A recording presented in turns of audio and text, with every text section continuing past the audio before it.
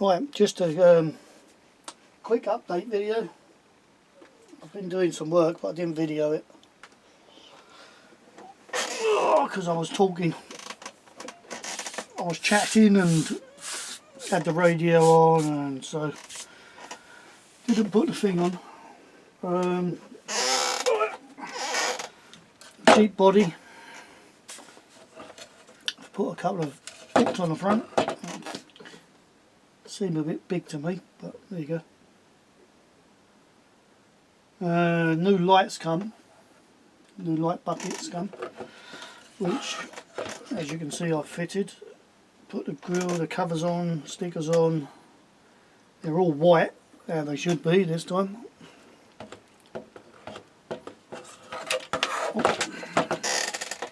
That's me.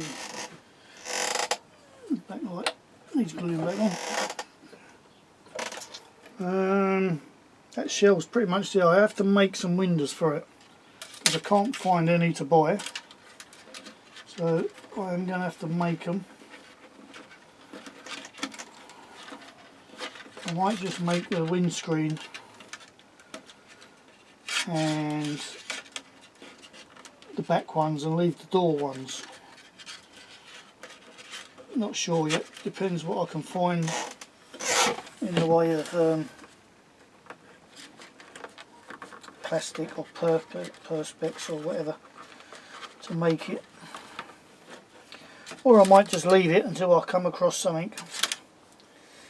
This is literally just going to be a basher body I put on to throw about and muck around with and don't care if I crash. The police car, which is on it at the moment, body is pretty much done. I'm happy with that. I did do a video the other day of me just out the back alley there, just farting around, and I gave that a little test run and it was quite good for what it is. What I've been doing today, well yesterday actually, I started on it yesterday and I've finished some of it off today. I said on a couple of videos ago about making a 4x2 axle into a 6x2. So that's what we've been playing about with today. And that's where I've got so far. Not sure this cab will stay on it, but it's what I've got at the moment, so it's on it at the moment.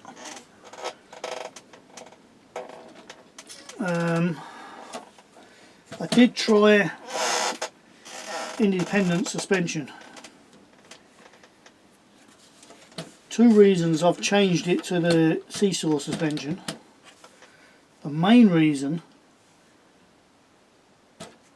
the suspension's, it's like the front, it's very tight, it's very stiff, it's very stiff. And usually on the back of these it's quite stiff. So if you imagine having another one, it's very stiff. And my concern being, if this wheel just went over some sort of bump or something, it's stiff enough it would lift this off and you would lose traction. Why I don't like 4x2 units. I've said it loads of times. They're alright, they're brilliant on a layout because it's nice and flat. You get them on like a path or something, it's the slightest bump, you can hit a tiny little stone and it'll just lose drive. I like the seesaw suspension, it gives so much. If one comes up it forces the other one down. It's hard to lose traction. So with that in mind, I've done it and put a steering. Wasn't easy, let me tell you. It's not easy putting a steering axle on the front of seesaw suspension. But I have, and it's took a couple of hours to figure it all out, but now the steering angles look right. It seems to work well.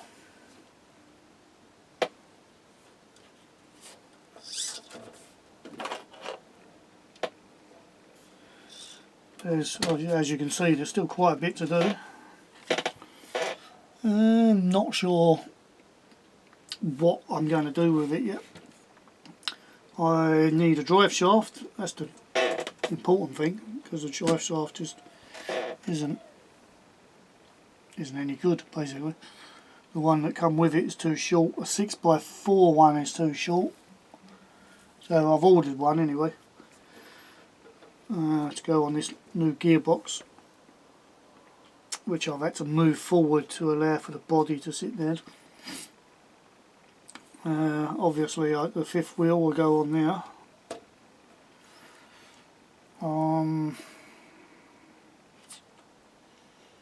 So I'm not sure about the rest of it. Wheel arches, I was toying with the idea, but this is in the way to do anything really. I might just put some sort of tank there to sort of hide this if I can. Not sure yet. It's just more of an experiment to see if it can be done, and yes, it can be done. Let's say get a fifth wheel on it and see how it sits, and wait for the drive shaft, and just I'll stick an ESC in it and we'll see what it's like pulling something. But I'm quite happy with how it's coming along. Again, I can put a fuel tank or something in to lose the gap. It's the steering, but if you want steering, you've got to have steering. I could use KK Truck Stops one, but I wanted to use as much as I could that I already had here. I don't really want to buy anything for it if I don't have to. Obviously I've got to buy a drive shaft. I could make one, but I couldn't be asked for how much they cost. I'll buy one. Hopefully it'll clear the bar. If not, I'll have to swap the bar for like a Carson bent one. Actually there's one on the front, so I could swap that over, because it ain't worried about, there's no worry about it hitting the gearbox on this, so I could just swap over the drive shaft, the bars. That's not a problem. Although I've had to make this one because it's slightly longer. That's the only concern, when its suspension is fully up, compressed. It's like a trail truck, that it's affecting the steering. It shouldn't be up that often, and not enough to worry about really, I hope. But that'll only come out, we'll only know that when we start running it and doing some tests on it. But yeah, I'm happy with how it's coming along. That's pretty much it really.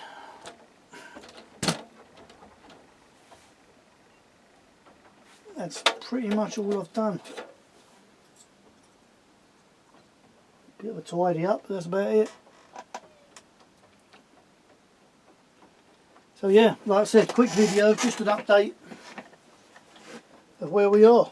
So I'll see you on the next one.